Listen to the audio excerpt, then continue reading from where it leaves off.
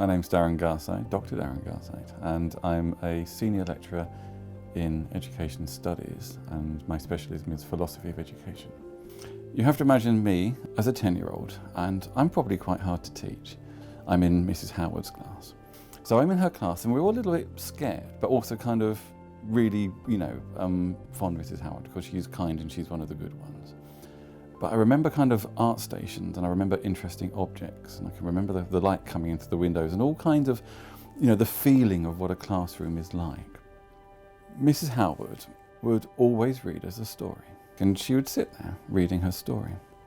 And she would sit on her desk, which is an unusual thing, and something which I used to do as a teacher as well. I realised a lot of my teaching things come from Mrs. Howard. She would always stop, because if there was a question or somebody wanted to say something interesting, that's kind of when something would happen, because the book would stop, and she was really good at kind of facilitating conversations.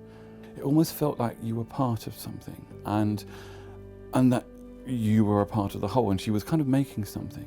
I remember the felt quality of being there, talking and listening with one another. I realised that that's permeated through my whole career. My research and my classroom practice specialism was in philosophy for children, PSHE. It's all about talking and the quality of talking with one another. And I love Thoreau's quote that one must build a castle in the air. Once one has built the castle in the air, then put the foundations underneath it. And I think what Mrs. Howard taught me was how to build a castle, or what it feels like to build a castle in the air. And I think without Mrs. Howard, I probably wouldn't be sitting here.